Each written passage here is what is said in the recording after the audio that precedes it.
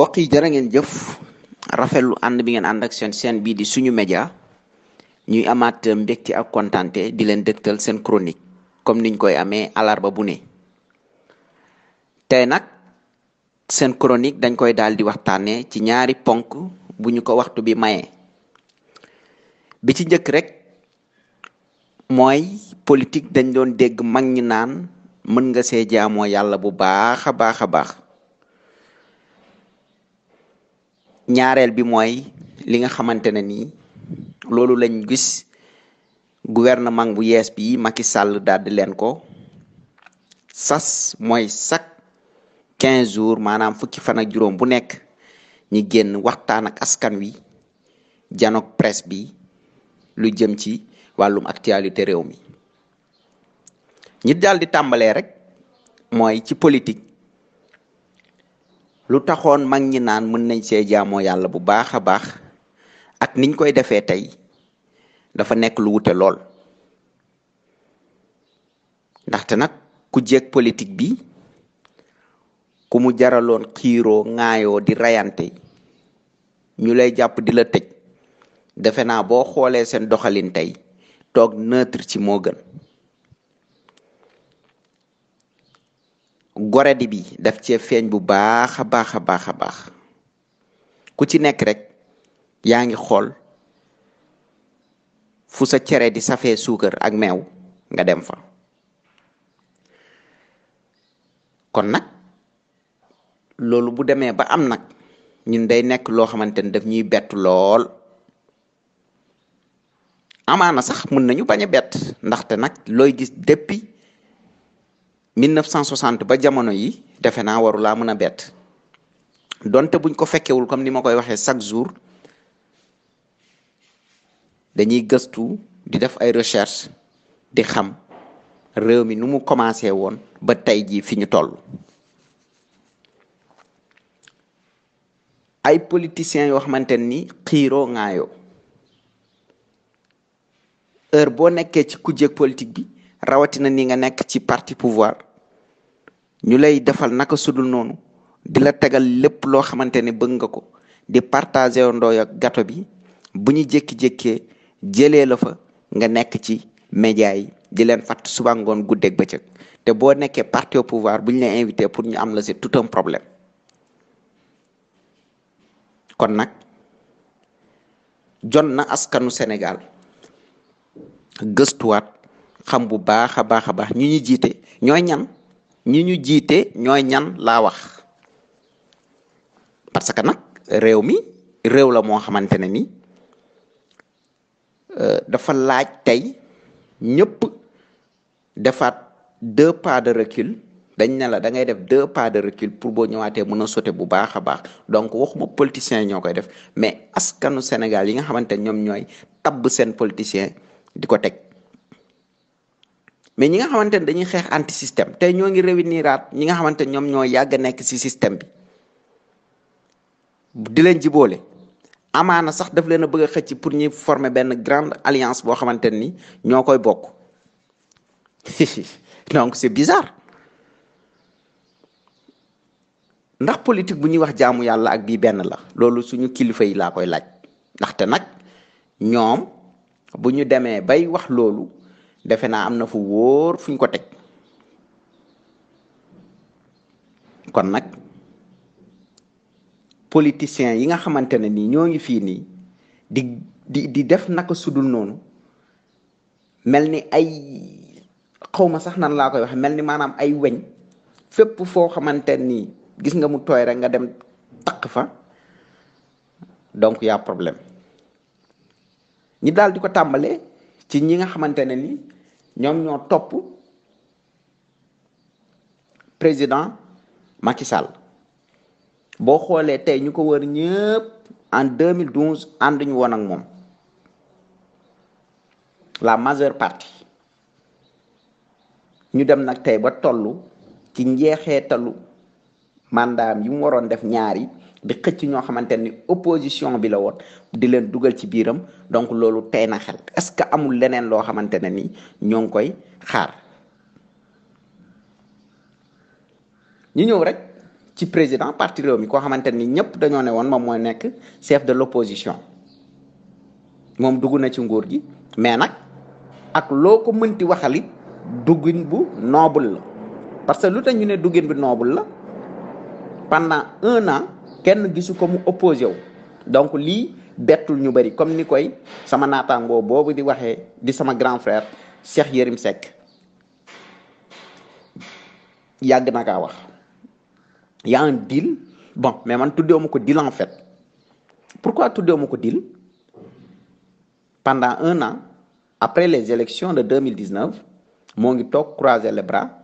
buy déggante ak président loolu moom la bu dul déggante ak moom loolu moom la mais de toute façon lu ñu gis mooy preuve bi nga xamante ne nii wone na ko durant 1 an opposé wul ñu woo ko mu dem dugg ci biir parti bi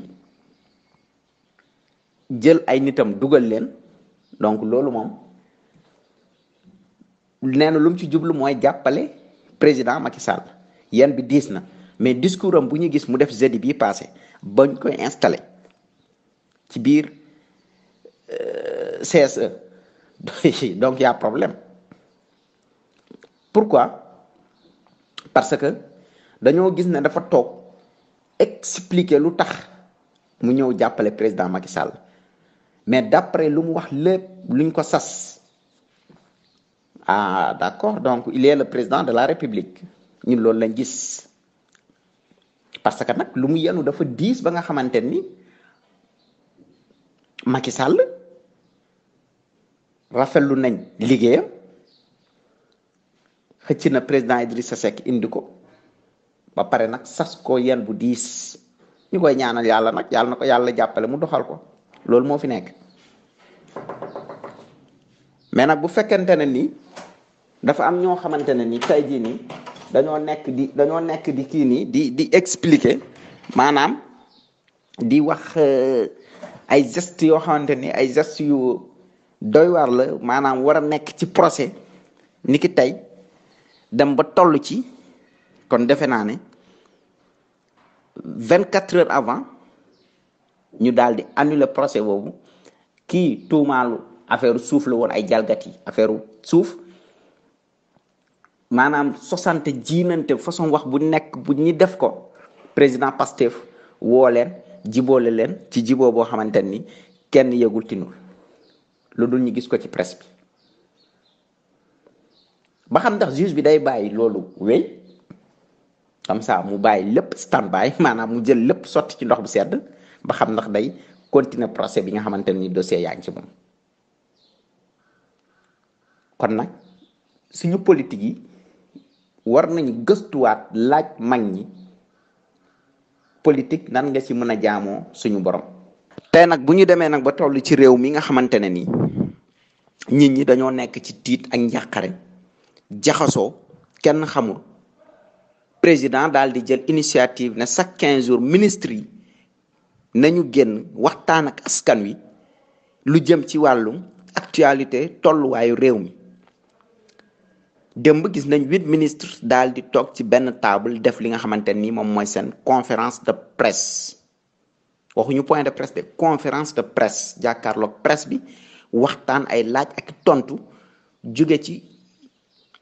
journalistes yi jëm ci ñoom ñi nga xamante ñoom ñooy ministres yi ku ci nekk nag àddu nga mais man dama ne geste bi c'est l'original président Macky Sall defati na li nga xamante ni c'est l'original entre guillemets ba xam ndax dina am suivi c'est ça notre problème dans ce pays ba xam ndax dina am njeexital ndaxte gisoon nañ ko fi conseil des ministres décentralisé yi mujjul fenn gisoon nañ ko ci conseil des ministres décentralisé yi mujjul fenn kon tey nag suñu demee nag tey ba am li nga xamante ne ni askan bi namoon nañ ko ci ñoom ñu bañ a am benn doute voilà ñi bañ a am ay doute bañ a am ay psychose bañ a nekk di tiit di nekk ci njàqare kon loolu santaat yàlla la kon defe naa ne ñoo ngi ci procédure boo xamante ne ni geste bi c'est très très très noble l'idée c'est l'original xel mën na dal ci gouvernement bu yees bi nga xamante ni nag moom la président Macky Sall daal di tabb ci fan yi ñu génnoon ñu ñaan nag ministre yi donte yan bi diis na liñ leen di ñaan rek lillahi wa rasuli chaque 15 jours ministre bu ñu indi bul toogaat 2 mois ñu indi wàll nga war a waxtaan ak nit ñi ci lu yees nga ñuy indil problème mu ndox mi problème mu transport bi problème mu lii problème mu lee dañoo bëgg rek lépp lu ñu wax comme démb ministre bi dégg nañ ko ministre de l'intérieur nee nañu nekkuñ fi di wëññi ay émigré yu gaañu lu ñu mën a def mooy xool nan la ñuy def ba éradiquer ce fléau mais boo xamul ñaata personne ñoo décédé lu jëm ci wàllum émigration nan ngay régler fléau bi mënul nekk il faut nga xam d'abord le bilan boo demee nag ba xam le bilan après nga soog a ñëwaat waxtaan ak nit ñi lu jëm ci wàllu nan la ñuy def ba régler fléau bi lu ñu lay ñaan fii ak 2 mois boo ñëwaatee toog nga expliquer askan wi ne leen liggéey nañ ci lii ak lii ak lii gis ngeen mu wàññeeku wante liggéey nañ ci lii ak lii ak lii gisoo leen ci benn mort gisoo leen ci benn jël leen ci ay décisions fermes jël ci ay sanctions yu sévères bu ko defee réew mi jëm kanam xale yi des ci réew mi lu ñuy def teyuñ ko ku dem nag ba xëy jàkkaarloog sa ndey ak sa baay amuñ luñ lekk ngay jeune foo jaar dem jaayante ko réew mi nag moo toll foofu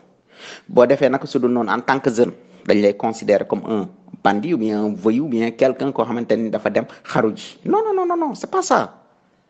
dafa sës moo tax mu dem def ni ki mel ñu ñëwaat rek ci li nga xamante ni décision boobu le président Macky Sall jël chaque 15 jours nañu génn waxtaan ak askan wi ci tolluwaayu réew mi comme niñ ko waxee sànq rek en tout cas presse bi nga xamante ni ñoo ngi leen fay yóbbu tamit nañu nekk ay journalistes yoo xamante ni sont des journalistes professionnels ba ñu mën a gindi askan wi ndaxte nag journaliste doo toog bon parce que dañoo gis journalistes yu bëri léegi jéng gu ñu jéng ci opposition bi wala ci état bi man je suis désolé mais j'ai peur mais journaliste warul jéng parce que nag gis nañ journaliste yu bëree yoo xamante ni fu mu toll ni moom ku leen déglu ni ñuy waxee nga xam ne ñii am na fu ñu far dañ leen a ñaan comme que yéen la ñu tabb ngeen dem ngeen di waxtaan ak ministre yi ngeen gëstuwaat bu baax a baax ne faut pas être comme journal yu fi nekk di invité ay Ouzin Keita ak 10 000 problèmes ak i Pawlish soyez professionnel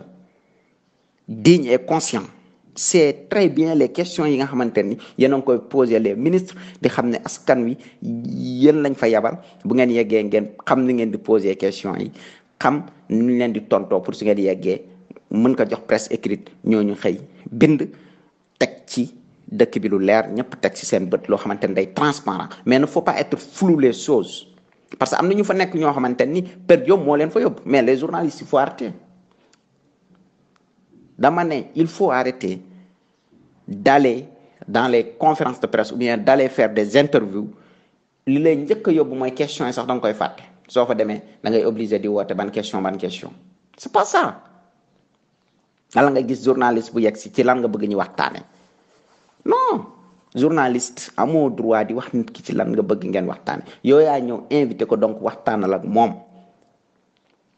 point de presse yi ñuy def conférence de presse yi ñuy def c'est super intéressant mais il faut être digne rester fidèle avec la population sénégalaise bu ko defee nit ñi am connaissance bu total bu baax a baax boo xamante ne ni lépp loo xamante ni dafa ëlëmal xelu askan wi bu ko defee ñi daal di ko xam te yéen a ko mën a porter ce combat là leeral yëf yi ba mu leer nañ nit ñi daal di xam li xew loolu rek moo am njëriñ kon nag président Macky Sall gàcce ngalaama encore ñoo ngi lay féliciter di la santaat di la wax rek kenn réew mi ñu ñoo ko bokk ñu ni nen la fii kenn soxoru fi kenn iñaanu fi ñun ñëpp ñoo bokk ndey bokk baay képp koo xamante ne nii gis nga lii baax na ci Sénégal indil nga jox ko président mu daal di doxal bu fekkente ni nag président aussi gis na lii baaxul ci réew mi na ko faj am na loo xamante ni lu ne cëpp ne lu ne jonn moo koy faj gaal yi xale yaa ngi dee mais faj ko yomb naa faj fu ñuy defaree gaal loo ci yoon nañ dem arrêté ñooñu teg ay hélicoptère fii si Sénégal bañ fi dégg affaire terrorisme gis ngeen surveillance bu sévère moo daal di am ci réew mi mais gaal bi moo gën a yomb surveiller parce que ñëpp xam nañ fan la ci yoonu géej gi lañ mën a jaar gaañ mënu jaar si ndox kon nag nañu gëstuwaat ci ñaan ministre yi nga xamante ne tamit chaque 15 jours dañuy daal di génn waxtaan ak askan wi nañu bàyyi di def répétition maanaam nañu toog tey wax bii di ñëwaat ñu indil ñu suivi maanaam ñu indil ñu loo xamante ni jot nañ ko ci liggéey en tout cas lii mooy li gënoon a fës ci seen chronique du jour di leen sant di leen gërëm di leen joxaat dig daje ba alarba bii di ñëw di profito ci occasion bi rek di jéggalu di wax ne dimanche bi passé gisoo leen actualité de la semaine fekk xawoon na jàpp rek la wax wante nag lépp lu ñu digleeg yéen rek bëgg nañ ko matal ba mu mat sëkk di sant le caméraman Mame Seydi di leen jaajëfal di leen jox dig daje ba fan yi di ñëwaat incha allah jërë ngeen jëf.